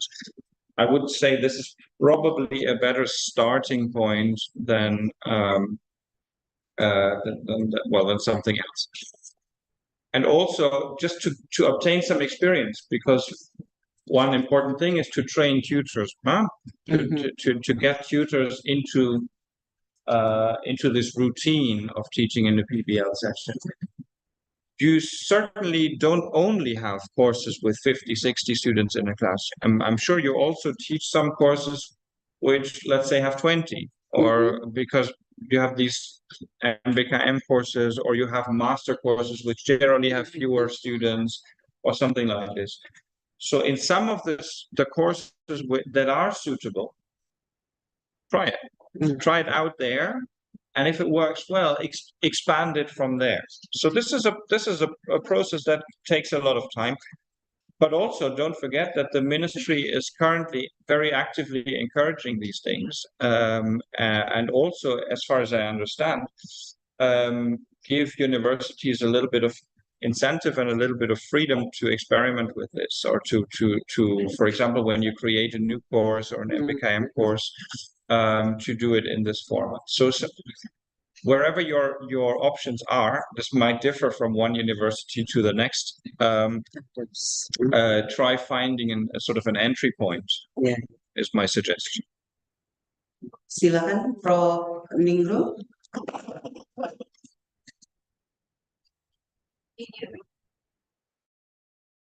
Can you hear her? I think so. Okay. Yeah. Just a couple of notes rather than speculate. Okay. It's interesting to know that this will be adopted. Yeah, that's one thing. And okay, I don't want to discuss the infrastructure to solve what asked to have, and just like that's another issues that we have to deal with. But an important one. I agree. Yeah.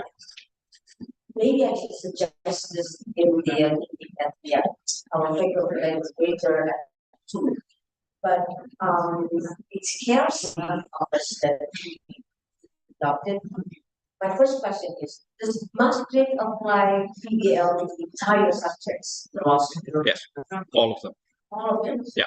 See, okay. That's one thing, we need to be sure of that. And the second one is, maybe the best way to do that is, we have what we think is the best practice. One of the, you need to try it. Yeah.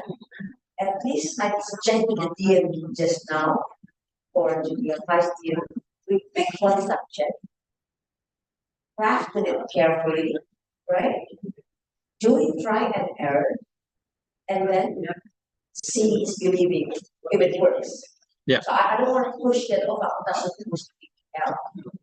I very much agree. I very much agree. As I said, you cannot go 0 to 100. That's first of all, it's not possible logistically. It's not possible in terms of tutor training. It's not possible for all kinds of reasons. But introduce it somewhere if you can do it for one course, or if you can do it for 1 week within a course, but then within multiple ones. Or in any other setting that you see fit. I think that is a better option, because you shouldn't overwhelm an institution by saying, okay, now you have to do this and only this. Yeah. Okay, let me continue on. So I think internally the dean must and vice dean or academics give us instructions. Pick one example or one subject. Test it for the next semester. How do you go with that? And we need to have a manual. You see, you mentioned about I need the students to encourage them to take their own research. Can we live in the reality here that these students are getting to credits and they must attend classes, they're exhausted, and you see how we became slave as a lecturer in this country. So, well, I'm not complaining, but that's why I would propose this one subject, you can try make it best practice, right? And then multiply in the next semester. So we probably want to ask you to how to evaluate it, whether it works or not. Do you have a manual for those things? Like tutors need to be trained also, right? Absolutely. And it's the materials you give to students are a very important point. We didn't get to it today, but actually when we conduct the tutor training trajectory, so today is just an introduction, right? But when we did the actual more concrete PBL training, we have one session, for example, about how to construct a good PBL syllabus. The syllabus looks different than the typical Indonesian syllabus I've seen. One problem in the typical Indonesian, they usually have very long literature lists, but only very few of pieces on the literature lists are usually relevant. So students won't normally read all of it. Even worse, sometimes I've seen syllabus where students can't even read all of it. The syllabus will list books that their library doesn't have. The syllabus will list, I've seen one where the syllabus listed a book that was in a language that the student can't understand, namely Dutch, because the syllabus often reflects teacher's knowledge and the knowledge the student is expected to have. So one thing will be smaller, but then really mandatory literature lists. Also, I talked about case construction. So you have to think very well in which sequence do we want to teach which parts of the subject. So when I do an introduction to criminal law, first I introduce I would say I introduced principles like nulla poena principle, all of these things. You do that first, then you go to concrete offenses. You have to think very well about sequence, about all of this, and construct cases accordingly. This doesn't fall from the sky. It needs to be trained, and it needs to be done in a systematic way. So you can't do PBL by just expecting students now you start discussing, and then it will happen automatically. I fully agree. It needs a bit of training, and it also needs evaluation ex post. So if you do something like this, then at the end of class, it should be evaluated. Important in this is that the evaluations should also be on both sides, on the sides of all the tutors who work in a course and on the side of students, and then we see how to match the results from either. I wouldn't say that doing PBL generally requires more work overall from students than studying in another way.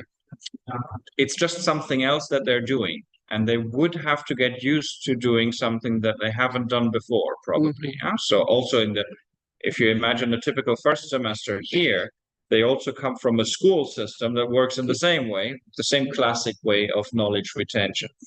So it is sort of, in German we say jumping over your own shadow. You need to really do something that you're not used to. On the other hand, the experience is that students have a natural propensity to use this method. It's not so. It's something that some might be shy about, and so on, but it's not something that takes an enormous leap to take if you create the right settings and if you give the room for it. And of course, they have to come up with the same results. The exam will be the same, or the exam might be adopted for question format, but the content is the same. They need to get their credits after all. So sure. But yeah, it's a good idea that you're presenting. Do it in one course or whatever format suits this particular faculty, logistically, content-wise, staff capacity-wise, and engage in a better and more complete training trajectory like the one that we have offered several times. We've done so online. So I think our session is up. And I'm sure we will also continue offering these training trajectories. And I would suggest that a couple of lecturers from this faculty from different departments would join it. It's mainly online, but also maybe might involve a trip to Maastricht, so that these tutors bring the knowledge to the faculty and the skill of constructing a good PBL course.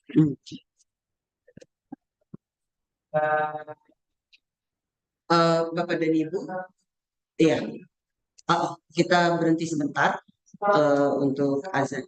Silakan ya untuk pertanyaannya disiapkan.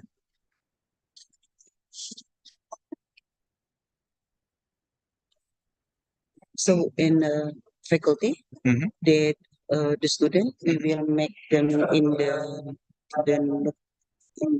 nuclear system. I mean that in the center, because if the room is like in the picture. Yeah. So you have to like Especially like this. Oh, okay. But what I'm going to do is I will break them up into little subgroups of 5.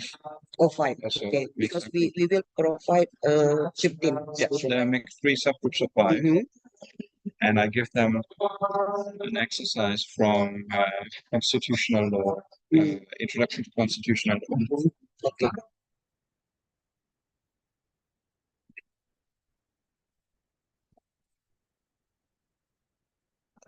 What kind of students are they? From what year and what semester? Semester 5. Siap yang nanti mahasiswa siap semester berapa aja? Ada semester 7 lah sekarang semester ganjil. So they are from the last semester, 7, and the 5th.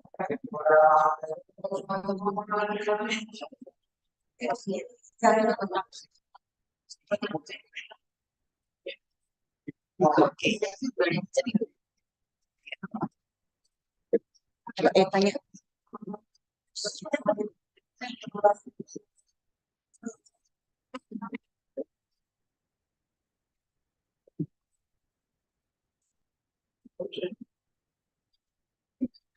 Tanya.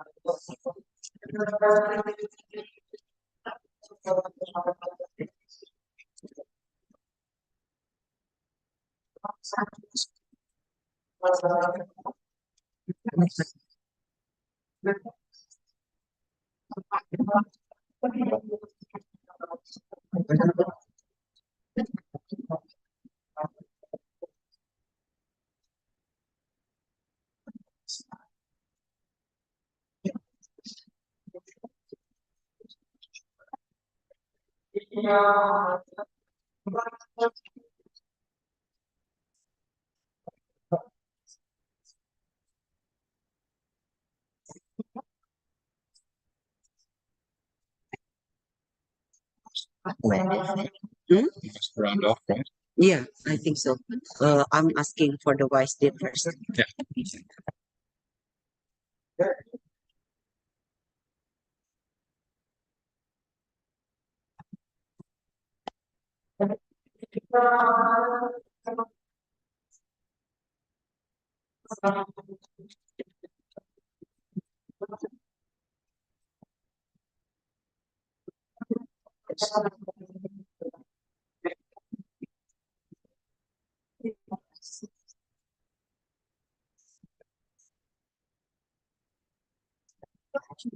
Makan yang di sini sampai jam 13 tuh. Jam 12 juga bisa. Kalau memang ini kan mau sedikit lagi tinggal mau dipaparin ya. Boleh. Ya, untuk closing Statement aja. Closing session 1. And then session 2 you can practice teaching. Kita sudah siapkan 15. Okay. Yeah. I will break them up into 3 subgroups of 5. Yeah. I do the same with them that I do in my introduction to constitutional law class. Yeah. Same exercise. It's the day yang untuk yang. Iya, jadi nanti Sasa akan introduction. Jadi untuk mata kuliah pengantar hukum tata negara. Oke. Bapak dan Ibu, para profesor, izinkan kami untuk melanjutkan penutup karena di waktu kita akan berpindah ke DPF. Sebagai informasi, nanti simulasi akan dilakukan oleh Dr. Sasa di DPF dengan melibatkan 15 mahasiswa dan para dosen diharapkan berada di ruang DPF untuk mengamati simulasi. Jadi apa yang dilakukan, tahapan-tahapan yang dilakukan untuk melakukan PBL dengan melibatkan 15 mahasiswa. Jadi nanti pada pukul 2 dimohonkan sudah berada di lokasi DPR. So, Dr. Sasa, please, the closing statement or an introduction before we move to the other room in our faculty. Thank you. Thank you very much for your kind attention and also for the very interesting and engaging questions. I can see from the questions that everybody is really actively thinking about how best to educate our students, and I think that is the main task that we all have, to think about improving legal education in the course of time and to also adapt legal education to the new demands of modern labor markets. Legal labor markets today look very different from what they did 30 years ago. Labor markets are more versatile, they are more international, they are more diverse. But there are still a lot of legal jobs with many challenges in a lot of different fields. I believe that PBL still is one very good option to work in that direction. Of course, it is but one system, and it has a catchy name. But what is really important, and I hope that I could convey this message today, is that we find different ways, to make students engage more actively with the materials they're learning, because it makes them learn better and it makes them learn more, and it makes them learn not only knowledge but also professional skills that they will later use. PBL is one way of getting there, and PBL doesn't have to be applied, as I said, and as also we found out in our exchange today that has to be applied either not at all or 100%. It can be applied gradually, it can be introduced in elements, it can be introduced more and more over time, and it can be combined with other methods. It can be, for example, the problem-based learning at the small scale can be combined with a project-based approach at a higher level, and take elements of PBL and introduce it into the regular system that we already have, etc. So the important message. Udah lama kali. Lama-lama gitu.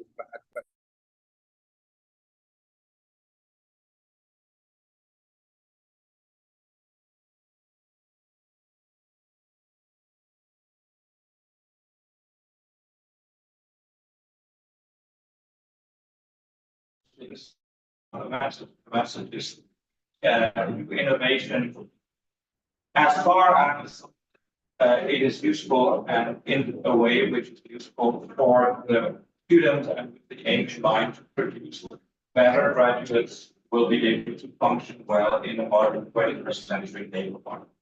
I think with some of the tools that are presented today, that we have our longer training trajectory about, we have a good toolbox of doing exactly this. I hope it was helpful today, and of course we and myself and also my colleagues at Maastricht University, we remain for collaboration, future discussion, and to engage in a partnership in this. Even though our project, the LEAP project, has ended last year, we remain very active also in Indonesia. So maybe as a last thing, I would invite everybody to have a look at the website of the Legal Education Network, Jaringan Pendidikan Hukum Indonesia, which we have founded and which remains active. There was a question earlier for specific guidance on how to do certain aspects of PBL. We have a number of short guides, for example, on how to set up a simulation, or how to write a course manual, how to construct a PBL case on this website. So I would invite everybody to look at it. It's japhi.id, japhi.id. Yes. And to become active in this network. I hope I see as many of you as possible again in other training settings in the future. And once again, thank you very, very much for having me. It's a great pleasure to me. Thank you, Dr. Sasha. We give applause for Dr. Sasha. And we will meet again at 2 o'clock. Di ruang DPF Fakultas Hukum Universitas Sumatera Utara. Terima kasih. Saya akan kembalikan kepada MC Bapak Boy Laksamana. Assalamualaikum warahmatullahi wabarakatuh. Ya, baik, kita berikan aplaus lagi untuk moderator, Dr. Matisda yang